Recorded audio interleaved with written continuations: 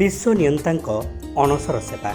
श्रीअंग सेवक माने महाप्रभु को सुस्थ करने लगी पड़ी दैतापति सेवक महाप्रभु श्रीअंगरू ओदा वस्त्र खोला नीति सह अणसर पिंडी रे श्रीअंग फिटा नीति सरी पंचमी तिथि श्रीअंगरे फुलुरी तेल लेपन पर ज्वर पीड़ारू धीरे धीरे उपशम पाउछंती महाप्रभु। गतकाली बड़ ओडिया मठ तरफ स्वतंत्र शैली रे प्रस्तुत फुलुरी तेल श्रीमंदिर को विजे होता एथिपाई स्वतंत्र नीति निर्घंट होता।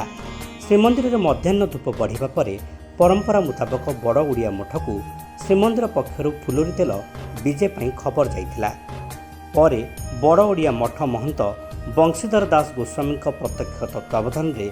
मठर साधु सन्थ माने घणापेड़ा राशि तेल सहित कृष्णभोग धान बेणाचेर चंदन काठ केतकी चंपा बौल मालती मल्ली जाई जुई आदि फूलर मिश्रण में प्रस्तुत फुलुरी तेल को श्रीमंदिर को नहीं प्रतिवर्ष भली बड़ ओडिया मठरू श्रीमंदिर पर्यंत शोभायात्रा सहकारे साधु सन्थक गहन में 3टी सेरिकिया माटी घड़ी रे फुलुरी तेल विजे होता।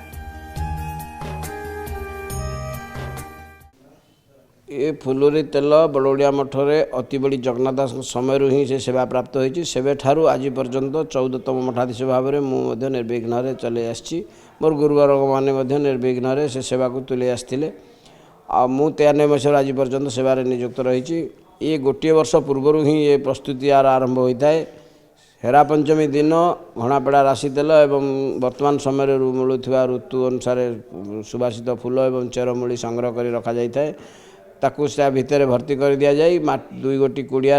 हांडी माटी घड़ी में पोती दि जाए माटी तले गोटे वर्ष पर्यंत से रुए मझिरे ऋतु अनुसार मिलूवा सुवासित फूल बा चेरमूली पुनर्बार मुह खोलिक भर्ती कर दि जाए और दैनंदिन मठरे विराजित थिबा आराध्य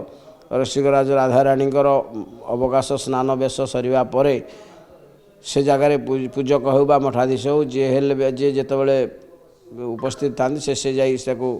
सेठी महाप्रभु जगन्नाथ बलभद्र सुभद्रा सुदर्शन चतुर्धामूर्ति भाव में ध्यान कर फूल तुलसी चंदन दि जाए से माटी घड़ीर ऊपर जगटा को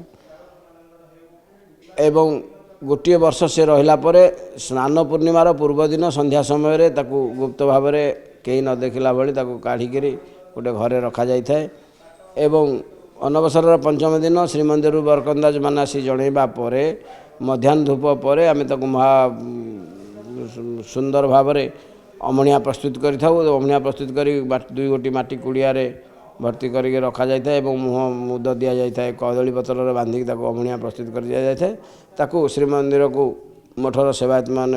कर्मचारी नहीं बाबाजी विद्यार्थी ब्राह्मण मान नहीं पहुँचे मठर थी सरह रखी था देउलकरण एवं अन्य सेवक मैंने समस्ते आसी उपस्थित होगापर देउलकरण कमांडर उपस्थित आम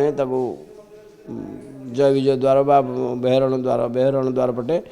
आम हाथ को हस्तांतर करें भीतर को नेलापर भंडार मेकापों द्वारा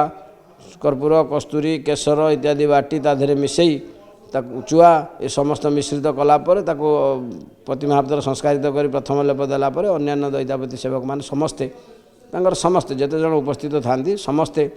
महाप्रभु शरीर मालिश करते मालिश करने द्वारा महाप्रभु शरीर 5 दिन धरी जो ज्वर आक्रांत था जो महाप्रभु शरीर भाराक्रांत थाए फूल भली हाल्का करदेवा हेतु तार ना फुलुरी तेल एवं अनेक सुवासित फूलर मिश्रित फूल तैलटी तैयारी होता हेतु तार ना फुलुरी तेल यही सब तैयारी कर महाप्रभु को गुप्त सेवा अंतर्भुक्त से विलंबित राति लगिगला महाप्रभु आज सुस्थता अनुभव करती एवं जगतर कल्याण करती। प्रायतः दीर्घ वर्ष धरी राधावल्लभ मठरे महाप्रभु सेवा तत्सहित जगन्नाथ महाप्रभुंर मठ संपृक्त विभिन्न प्रकार सेवार महाप्रभु नियोजित हुए। निश्चिंत भाव में मु गोटे भक्त हिसाब से महाप्रभुंर आमको जेपरी भाव में ज्वर हेले आम माँ मैंने भौणी मैंने घर जो मैंने था से जेपरी भाव में सोरिष तेल आम पादरे मालिश कर दिखती देहरु पीड़ा कमियापाई सेपरी भाव में महाप्रभुंर शरीर पीड़ा कमियापाई बड़ ओडिया मठ तरफ महाप्रभु श्रीअंगे स्वतंत्र भावर सहित फुलुरी तेल से फूल जातीय द्रव्य जो प्रस्तुत होता है राशि तेल वर्ष सारा माटी तले पोता होईकि से औषधीय तेल को महाप्रभु श्रीअंगे मरा हेबा परे महाप्रभु शरीर पीड़ा बा ज्वर टिके कम होता है। तापर महाप्रभुंकर दशमी दिन मध्य दशमूल लगी होता है मध्य चका विजय नीति होता है। तापर महाप्रभु धीरे धीरे सुस्थ होई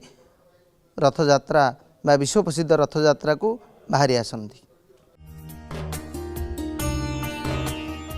अणसरर आज हेउची षष्ठ तिथि। महाप्रभुଙ୍କ श्रीअंगरे लागि हेब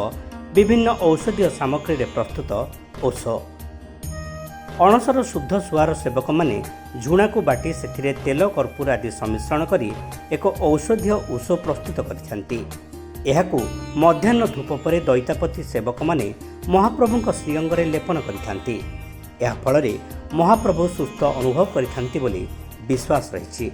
एही ओष लागि सेवा षष्ठी ठारू आरंभ होई नवमी तिथि पर्यंत 4 दिन धरि चली थाए। ब्यूरो रिपोर्ट अक्षर न्यूज।